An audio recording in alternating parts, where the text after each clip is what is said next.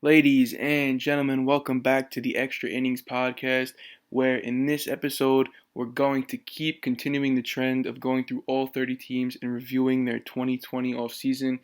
And we're going to start this episode off with the Cincinnati Reds. The Cincinnati Reds in 2019 went 75 and 87. They were fourth in the NL Central. They were 41 and 40 at home and 34 and 47 on the road. You know, this team, even though they were 12 games under 500, they did impress. You know, that lineup really made pitchers worry. The likes of Eugenio Suarez, Aristides Aquino, who really broke out at the end of the 2019 season. Just in their pitching and their bullpen, they almost had it all together, but they were just missing a couple big pieces. And I really think that, you know, in a couple years, the Reds will be, you know, one of those top teams in the NL Central. I think what they have this year, they have enough to compete with the Cubs. I don't know if they have enough to compete with the Brewers and Cardinals quite yet, but you know, in a couple years, if these guys develop into the way that they believe they will develop, then they probably will have those guys. So we're gonna start off with their 2020 offseason moves by them losing Alex Wood. Alex Wood, in 7 games for them in 2019, pitched to a 1-3 record with a 5.80 ERA. Not great. You know, his whip was a 1.4, very high. Wasn't the same Alex Wood he was in, you know, 2018, especially 2017 when he went 16-3 and he was an all-star. I don't know if you know, Great American was the spot for him. It didn't seem to click when he was in Cincinnati. His pitches fell flat. His breaking pitches were not great. You know, he's still young, entering his age 29 season. So whatever team does pick him up, I'm sure they're going to get, you know, a quality 3-4 starter. But, you know, back when he was in LA for a couple of years, you almost felt especially when he had that insane campaign. I think he started the season 12-0, 13-0. You really thought he had the capability. You know, he was only 26 at the time to be a number one starter. You know, like that 1-2 punch that they had with, you know, they had Clayton Kershaw, and then they had Alex Wood, and they even had Kenta Maeda at the time. So that 1-2-3 combo, and especially Alex Wood backing up, you know, a Hall of Famer in Clayton Kershaw, and you have to face him one day, and then you have to face a guy who's 12-0, 13-0 the next day with nasty stuff, a tough breaking ball, you know, good velo for a lefty. He had a pretty good velo, but I just think Great American wasn't the spot for him. You know, he just didn't pitch well. In 7 games and only in 35 and 2/3 of in 2/3 innings pitched, he gave up 11 home runs.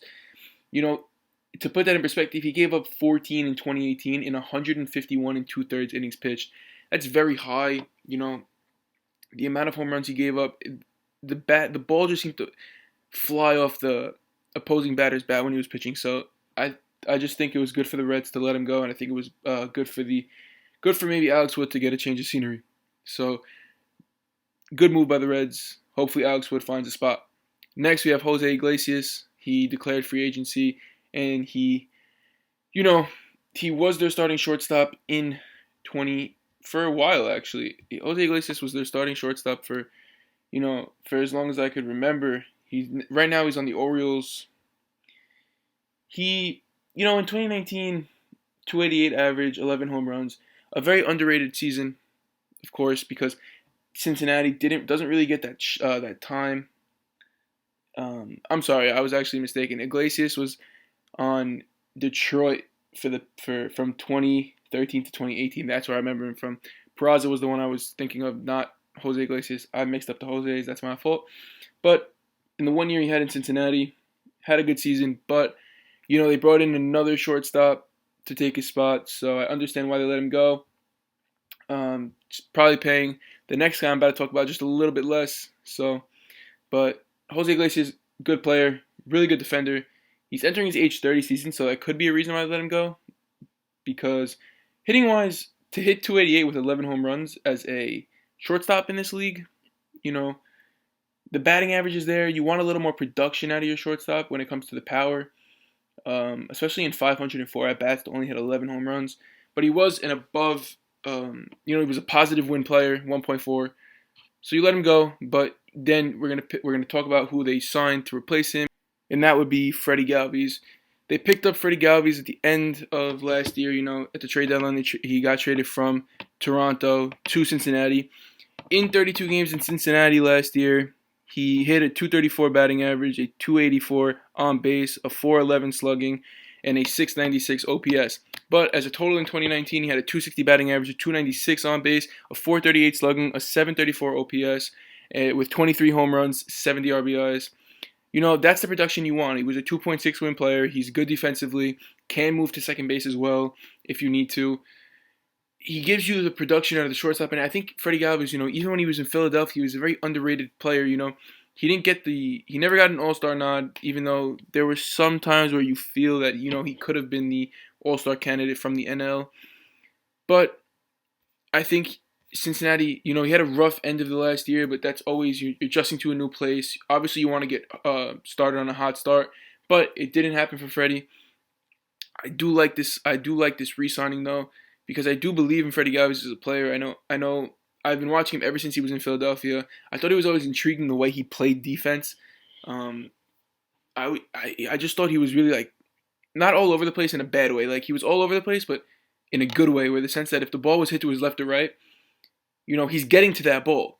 Whether he makes the throw or not depends on where the ball is, but he's going to get to the throw. He's going to get to the ball. The ball's really not going to get through him that many times. It's just a matter of fact that he's going to be able to, if there's a man on second and the ball's hit up the middle, he's going to stop that ball from going into center field, so it stops Turner at third base. He might not get an out, but he might save a run. So I like Freddie Galvis a lot. I think that he is a good fielder. If you look at his statistical numbers, he doesn't have a great defensive run saved, but I'm telling you that I think he has the capabilities of being a really good defensive shortstop. And in my opinion, he has that. While he does make a couple errors here and there, he passes the eye test for a good defensive shortstop. Let's put it that way. Next, we're going to talk about Jose De Leon. They traded cash considerations to him to Tampa Bay for Jose De Leon. And in 2019, Jose De Leon, he only pitched in 3 games. He went 1-0 with a 2.25 ERA. Only pitched 4 innings. Not great. But he's very young. He's entering his age 27 season. He does have a lot of velocity in his pitches. I don't know if I would have gave him up strictly for cash consideration. But for the Reds, why not pick him up, It's a good either 4th, 5th starter or a reliever, wherever you want to put him. He doesn't have a lot of experience in the MLB, obviously, but in his one game that he pitched in spring training this year, he went 2 2/3 of an inning, giving up 2 earned runs. Not a great outing, but again, it's spring training. You're just trying to find your spots, trying to execute your pitches. You're not really caring about if you win or lose the game. So I think this is a low-risk, high-reward trade that the Reds pulled off. You gave up some money. Obviously, you could have used that money elsewhere, but they did a lot of good this free agency, and I think one low-risk, high-reward trade is what every team should have pulled off, because why not? If it goes bad, you lose a couple $100,000, and in the grand scheme of things, that's not a lot of money when it comes to your payroll and your team. And if it goes well, you get a above-average starter, an above-average reliever, an above-average player who resurges his career. So I like this move by the Cincinnati Reds, and I don't know. I personally think it's a great move. I really do think it's a great move. Next, we're going to talk about them losing Jose Peraza. Not much to talk about. Didn't offer him a contract, moved to Boston. I don't know if they really needed to bring him back. At second base, we're going to talk about who they signed, obviously. But before we talk about who they signed, they have Nick Senzel, who's a third baseman, but could play second. Nick Senzel is that ultimate utility guy. Can play third, can play second, can play the outfield. Ultimate utility guy. But they didn't need a second baseman. save the money, use it elsewhere, which is what they did. So no real grade on this signing or this non-signing. Next, let's talk about Wade Miley getting signed as a free agent on a 2-year contract. Wade Miley in 2019 with the Houston Astros went 14-6 with a 3.98 ERA. He pitched 167 and 1/3 innings, giving up only 74 earned runs. The home runs are a little high, giving up 23. But Wade Miley, I'm telling you, watching him, I did see him play one game in person. I also saw him pitch on TV a lot. Houston was always on TV when it came to last year. They were always either on ESPN, MLB Network, one of those channels. So watching Wade Miley pitch, he looked really good. If you go back to his time in Baltimore, he just didn't look good when he was in Baltimore. In the 2 years that he was in Baltimore, he pitched to a 6.17 and a 5.61 ERA respectively over those 2 years. He's entering his age 33 season. You give him that contract, 2-year deal. I think it's really worth it. It's a 20, and you have that club option on that 3rd year. Why not take a chance on a guy like Wade Miley? A good, 3, 4, 5 guy in the rotation.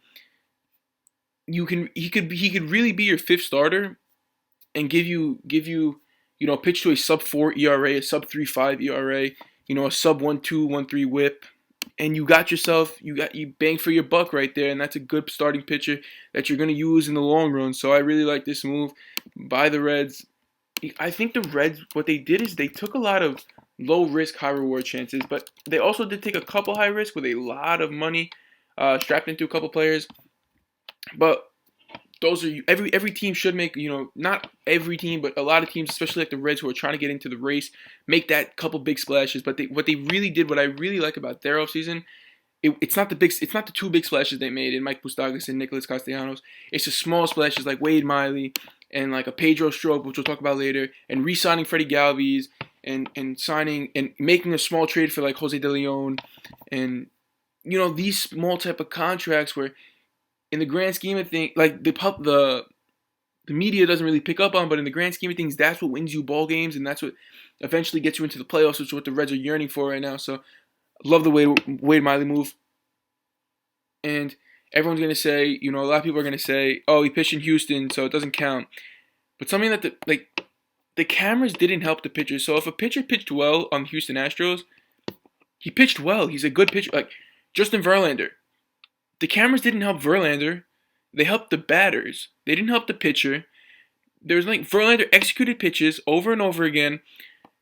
Garrett Cole executed pitches over and over again. Wade Miley, guys like that didn't get benefit from the cameras and from the buzzers. They pitched well. They had good seasons, and you can't knock them for that. So, nice signing by the Reds. Small little signing that the media definitely didn't pick up on, but I like it. Next, they pick up Shogo Akiyama from Japan on a 3-year contract. I don't know much about him. Didn't really watch him, but he was, that guy in free agency that people wanted to sign, and the Reds got the center fielder. Apparently, I don't really watch a lot of overseas baseball. It's just not really. I don't have a lot of time for it. But apparently, he has the capabilities to do really well in this league. He signed for an annual average of $7 million. Is it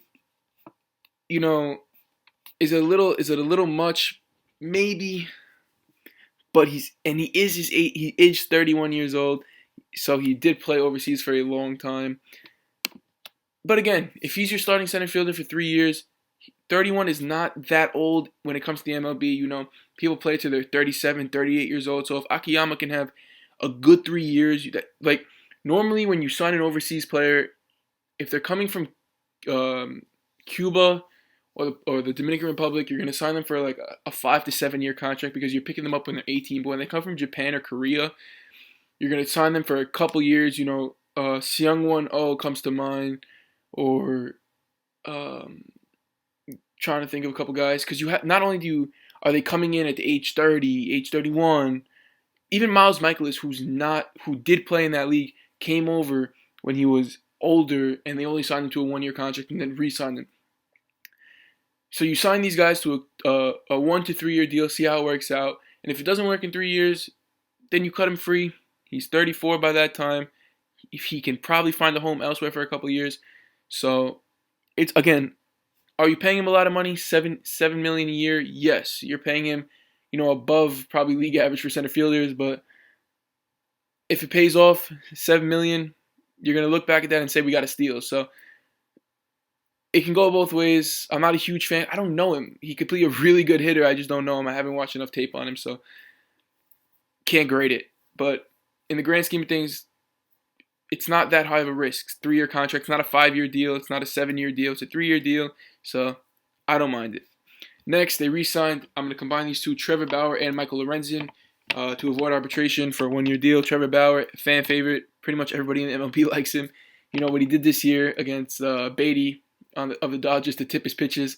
That was really something cool. That wasn't even a diss at Beatty. He actually just had if you watch his YouTube channel, which I think a lot of people should, he just kind of like had a bet with one of his friends that he wouldn't. His friend said you won't tip your pitches, and Bauer said, all right, I'll go tip my pitches for one batter.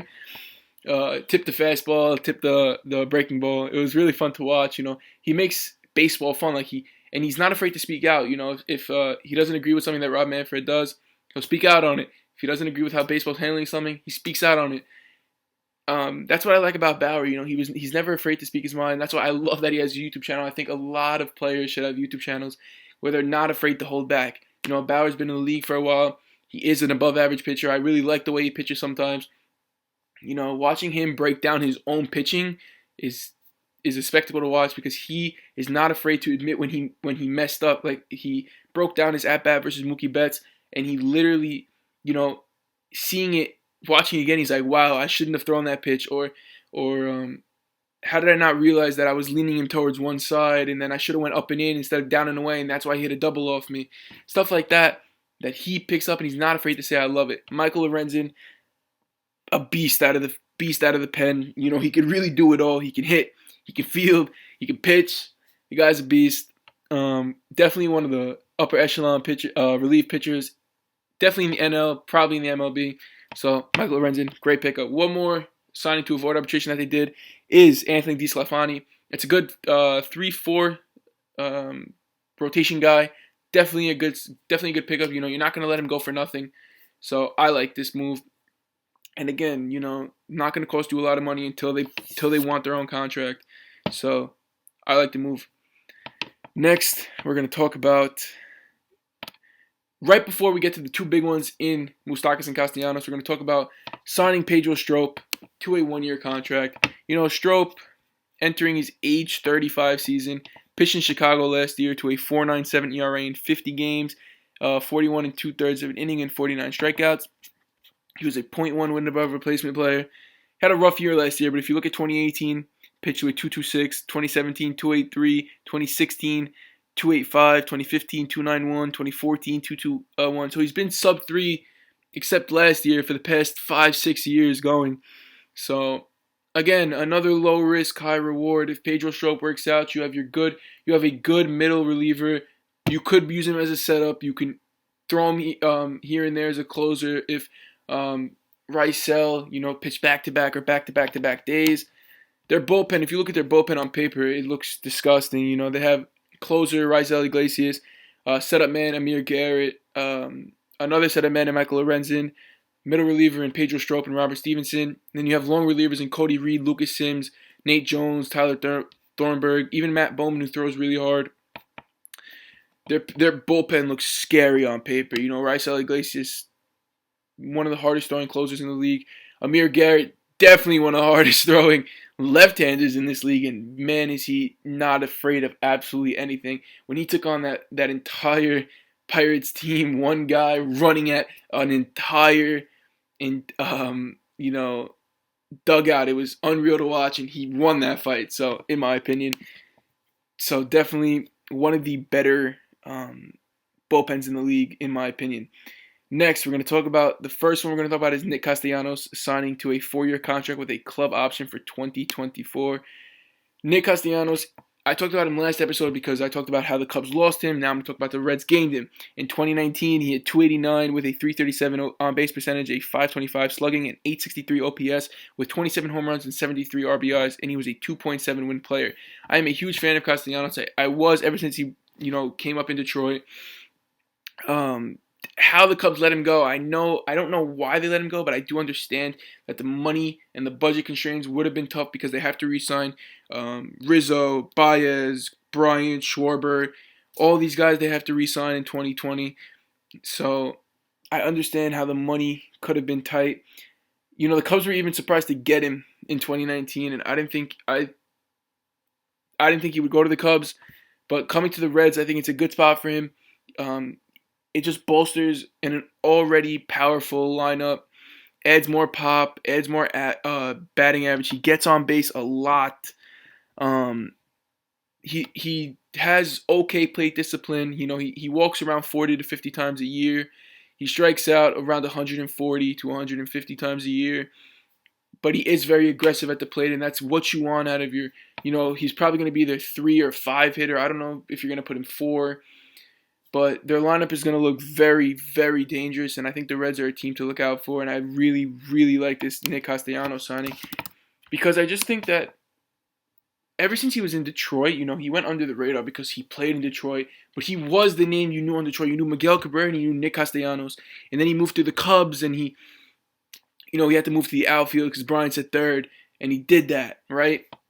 And now he probably is going to stay in the outfield, in my opinion, because they have Eugenio Suarez there. But right field is his, even left if you wanted it.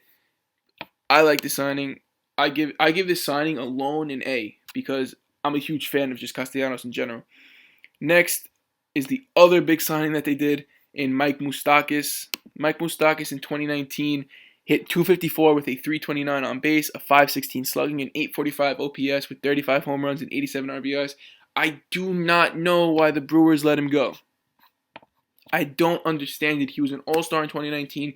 He's in his prime. He's entering his age 31 season. Why in the world did the Brewers let him walk? Pay the man, and that's exactly what the Cincinnati Reds did. It just makes so much sense to pay him.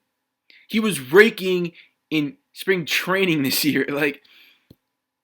He's in his prime. He's at the peak of his career. Why don't you pay him? Milwaukee lost out. I don't get it. But the Reds capitalized on this missed opportunity from the Brewers. I don't know what they were doing. And when I get to them in this series, I'm definitely going to talk about it. But to let him go, I don't know. How you let this guy go, a decent, a league average defensive second baseman. The guy has so much pop in that bat. I don't know. I don't know where the Brewers, GM's mind was when they let him go. He could play third. He could play second. He's probably going to play second on this team. If I had to guess, the infield would be Votto, Moustakas at second, Galvis at third, Galvis at short, Eugenio Suarez at third, Tucker Barnhart behind the plate. And in the outfield, I would probably go with, obviously, Shogo Akiyama in center field. I would go with Nick Castellanos in right field, and either Jesse Winkler or Aristides Aquino in left field. That would be my rundown of how their depth chart or opening day lineup would look like. But again, Castellanos, Moustakas, great power hitters, Moose from the left side, Castellanos from the right side. You mix in righties and lefties. You make it's literally nightmare for pitchers. Because if a pitcher's righty, he wants to face a lot of righty batters because it's an advantage to him. But when you face one righty and then you have to go to a lefty and then a righty and then a lefty and a righty, it's like you hold an advantage for one batter and then you give it up. So if one batter that you're supposed to get out, you don't get out, you're at a disadvantage with a guy on base. It's a nightmare for pitchers, and the Reds capitalized. That's all I got to say. So, just to go over, their first baseman, Joey Votto, in 2019 had an okay season. He hit 261 with a 357 on base, a 411 slugging, and a 760 OPS with 15 home runs and 47 RBIs. really struggled, at the plate sometimes with his discipline. He didn't look like he was very comfortable out there.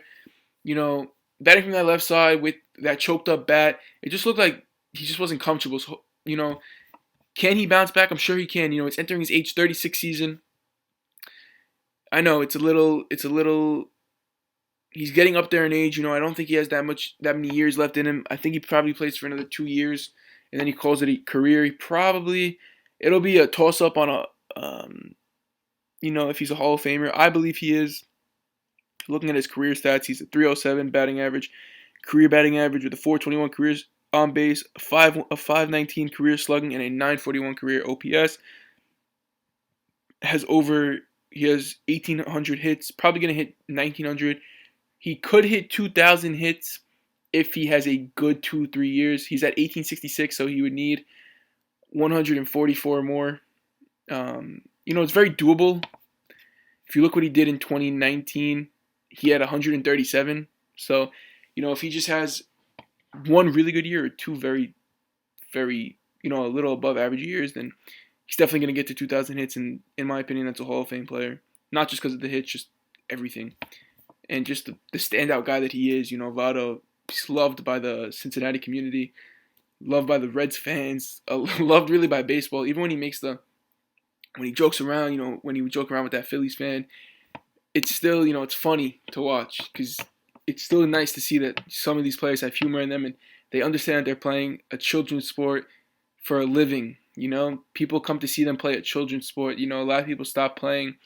You play your last game, you play your last inning at the age of, maybe 10 or 12. Some people get lucky and play till they're 16, 17, 18, some high schoolers. And some people get even more lucky and to play till they're 19, 20, 21. And if you get really lucky, you get to play until you're, 30s and 40s. So Votto understands that, and he takes the game lightly, but also a very competitive player, and I like to see that. And, of course, they have their all-star third baseman, Eugenio Suarez, hit 49 home runs in 2019 with a 271 batting average, a 358 on base, a 572 slugging, and a 930 OPS with 103 RBIs. This guy is an absolute phenom.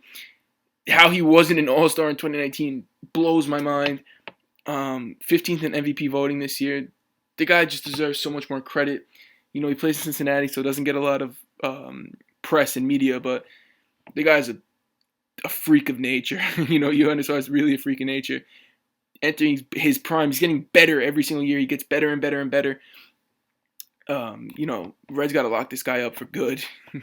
He is something else. You got to really lock him up for good. And I think, so we're going to go over quickly the Reds. We're going to go over their starting rotation. So you have Luis Castillo, beast number one. Sonny Gray, him and Castillo can go hand in hand for one and two. I'd probably put Sonny Gray at the 1, Castillo at the 2, but I think they're going to roll with Castillo. Would have been their opening day starter, and Gray as their number 2. Trevor Bauer as your 3, DeSclafani as your 4, and Wade Miley as your 5. That's a very, very solid 1 through 5. The depth on that 1 through 5 is unreal. Bullpen we went over already. First catcher Tucker Barnhart with a backup of Kirk Casale.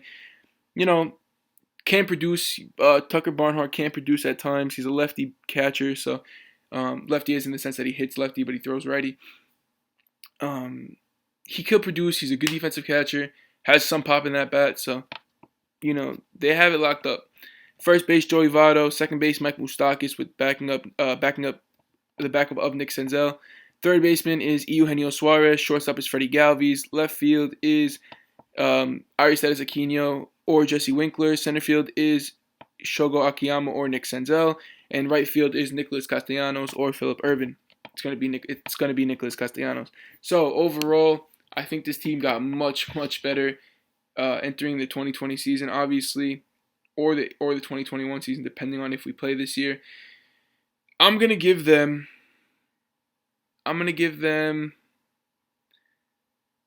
I think, a 12-win jump. I think I'm going to give them a 12-win jump and give them an 87-75 record. I think I'm going to flip their record from this year. I'm going to give them 12 wins extra. I think they just got that much better. That's really what I think. They really did their job this offseason. I think that home record gets better. They're going to play better at Great American. And I think that road record gets better with their starting pitching getting better. Adding guys like Wade Miley, another progression year of Luis Castillo, another progression year of Sonny Gray, another progression year of Trevor Bauer, DeSclafani, bullpen arms. I think that road record definitely gets better than that home record. I think goes up by 5 or 6 games. So thank you guys so much for listening to me. The final grade I'm going to give the Reds is a A-. It's so hard to give an A+, but they were very close to perfect. They didn't really lose any. They didn't lose any top guys, and of course, I forgot to mention they brought back Derek Dietrich, everyone's favorite player on a minor league contract, and I really, really hope he makes the major league roster because he's so fun to watch. So I really hope he makes that roster. So thank you guys so much for taking your time out of your day to listen to this episode of the Extra Innings Podcast. It means a lot to me, all the support you guys are giving me. Once again, all feedback is welcome, positive and negative. It's welcomed and appreciated. And please, if you enjoyed, please subscribe. It means a lot to me to see all the support that I'm getting. So thank you guys once again for taking your time. It means the world to me, and I'll see you on the next one. Thank you.